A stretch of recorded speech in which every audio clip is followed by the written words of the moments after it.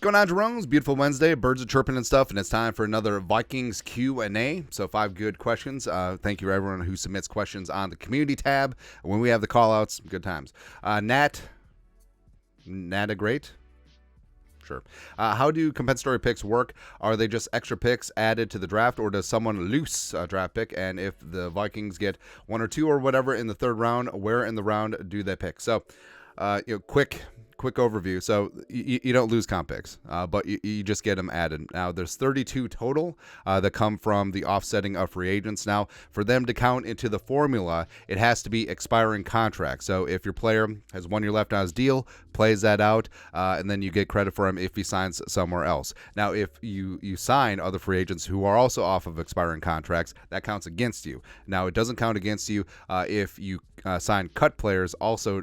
Ipso facto, if you cut a player with remaining years on his deal, he does not count into the formula. Now, it's a proprietary thing, but Over the Cap does a good job guesstimating it. Like we said, 32 total picks. They're tacked on to the back end of the 3rd, 4th, 5th, 6th, and 7th rounds, and they go corresponding by basically who gets paid the most, right? And there is a quasi-offsetting that goes on as a right. The Vikings are projected to have 2 third-round picks because of Kirk and Daniil. The offsetting contracts, it has to be above a certain threshold, otherwise it doesn't really register. This year, it's roughly around $4 million. So the offsets are DJ, Davenport, Hicks, and Osborne, lost to the Panthers, the Lions, the Browns, and the Patriots, respectively. And then the Vikings did some work as well, signing Cashman outside. How about that? Grenard, Van Ginkel, as well as Sam Darnold. Now, the Vikings are probably going to lose one of the thirds, or it's going to be downgraded once Shaq Griffin gets on the books with his 1 year, up to $6 million deal.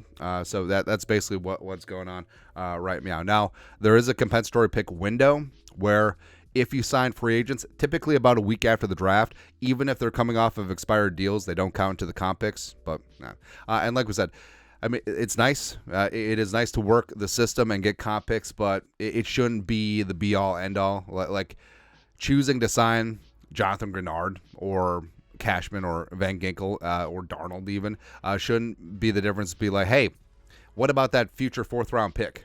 Nah, it shouldn't be that, man. So there you go. Also, Archangel, 3 wants to move up for the 3rd or 4th best quarterback. Hate it. So I feel like that's a prevailing thought, but this draft is certainly different. And I know that people say that every single year, but if you put Daniels, May, or McCarthy in last year's draft class, they may go 1. If you put them in next year's draft class, they may go 1. If you definitely put them in 2022, they're definitely going 1, because that was the Kenny Pickett, Malik Willis, Desmond Ridder year. But the whole thing about it is, too, is like, hey, you may see Drake May or Penix or Daniels or McCarthy as your quarterback 3 or 4. Maybe the team sees it differently. Like maybe outside of Caleb Williams, 1-1 for the Vikings is Drake May. Maybe 1-1 is Jaden Daniels. Maybe 1-1 is McCarthy as well. And styles do make fights where, I mean, if Drake May could succeed here with the Vikings and become a future Hall of Fame quarterback, or he could go to a garbage situation and be terrible. And that's the thing, too, is like everyone talks about the nature of the player, but they don't talk about the nurture. And the Vikings are set up perfectly to have a quarterback grow and show with the weapons and the organization that Kwesi and Kevin O'Connell have put together. They have the infrastructure to help a young quarterback. So I'm all for it. And quarterback is the missing piece for the Vikings right now. And they even have a hedge put in there because of the Sam Darnold signing, right? So, again, I understand. I mean, it's kind of a lot, especially since some of these quarterbacks are lower on like some of the big board rankings for some of the other people, but that's a quarterback tax. It is what it is. Next, Dave Raid. Why didn't the Vikings keep Case Keenum after the Minneapolis Miracle? I think everyone understood that Case was a career backup, and he caught lightning in a bottle. Had some great moments during 2018, don't get me wrong.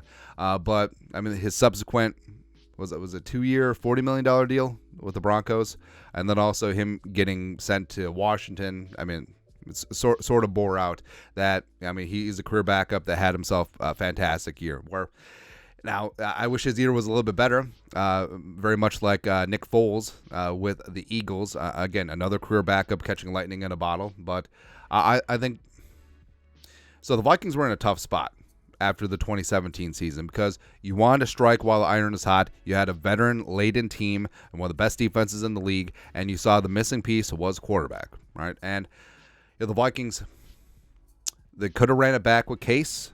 They could have re-signed Teddy, even though his knee injury probably just relegated him to being a career backup, which that also bore out. I mean, they could bet on Sam Bradford again, or, well, they could have drafted a quarterback because Lamar went 32, and they took Mike Hughes at 30. But that's of course revisionist history. But they bet on Kurt Cousins. Kurt Cousins, 3 years, $84 million deal. People get so mad. But I understood why they didn't go with Case. They didn't get swept up in the motion of the moment. But again, a lot of great moments with Case that season. Splashy, how do you feel about Penix at 11 and then defensive tackle 23 if we can't end up getting one of the big four quarterbacks? We are only quarterback, defensive tackle, cornerback away from a Super Bowl rooster. Thoughts? I would flip those two. So I do think that Penix could and should be available at 23, barring maybe the Steelers getting involved, maybe the Raiders getting involved at 13, maybe even the Broncos at 12. But I think that getting Johnny Newton or Byron Murphy II up there at 11, I mean, that makes all the sense in the world. Having that quick penetration, getting that disruption in the backfield from the interior, that is what the Vikings are missing right now. And now they have a bunch of great defensive linemen who are good against the run, but who is a guy that can collapse the pocket? I think Johnny Newton or Byron Murphy II are those guys. And Penix, my love for Michael Penix Jr. has been well documented. Again, it's a gamble because of the health. If Penix didn't have the health issues, I think that he would have been in the big four conversation. I think his arm talent is certainly there. Him being Southpaw Sam Bradford, I think that's perfectly apt because of Bradford's health issues. But, man, Penix can sling it. Honestly, if they don't want to give up the future first, which I think that's what's going to take for the Vikings to get up into the top 4 or 5, I could live with this. Penix and Darnold ticket going forward.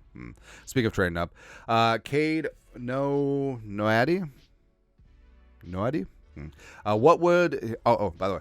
So I always mispronounce some of these usernames. And what's really funny is that, so say the Vikings are interested in a player or they sign a player or they draft a player, and they're from a nondescript small town where I have like a 0% chance of pronouncing it correctly. Someone will always be like, it's pronounced this way. Don't care. I'm never even going to say the town again. It's always kind of funny, though. What would you say to a double trade? For example, say the Vikings traded up to number 3 with the Patriots. Would it be possible for them to call Washington about a trade to 2 or a pick swap and something else for number 2? I don't think that they would necessarily have to do that because I think, frankly, if the Vikings are pretty static on how they feel about McCarthy, Daniels, and May, 2 or 3, I don't think that makes that big of a difference. But we have brought up the idea before, though, of a double trade with 5 to the Chargers and then 4 to the Cardinals, where I think we said I don't think that the Cardinals want to trade down and miss out on wide receiver 1 or tackle 1, whichever way they want to go. Now, this draft is deep at both positions, but having the choice of 1-1 at their respective positions, I think that's a big difference. So the Cardinals moving down to 11, I mean, they could end up with what, wide receiver 3-4, tackle 3-4. Would they want to do that? Would the juice be worth the squeeze? Now, the Chargers have a lot of needs, right? And they behind Arizona, they could miss out on wide receiver 1 and offensive tackle 1. Now, yes, Arizona can only take one of them, so they can go in a different direction. But with the Chargers, does it make sense where obviously there's a big time change there going on in LA, retrofitting Harbaugh? Would it make sense for them to move from 5 to 11, rack up and stack up some draft capital, and then try and surround Justin Herbert with some more talent?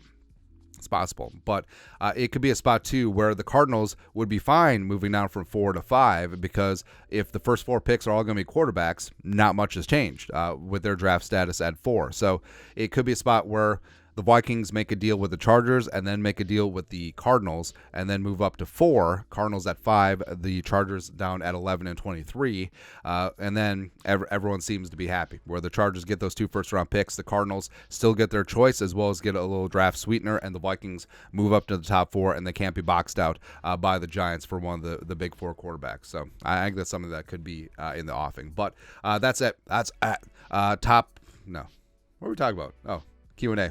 Top 5 questions. There we go. You guys are the best. You know what to do. Skull production value.